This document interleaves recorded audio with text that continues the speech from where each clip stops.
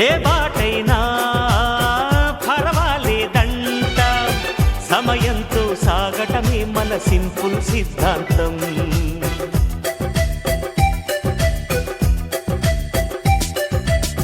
చిరుగాలికి పరిమళమిచ్చే సిరిమల్లెల వనమై ఉందాం, గగనాన్ని నేలను కలిపే హరివిల్లుల బంతెన అవుదా.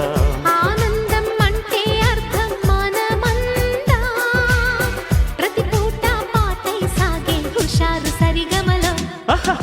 ఎన్నో ఎన్నో రాగాలుండే సంగీతం కాదా, చల్లకి నవ్వుల కేరింత.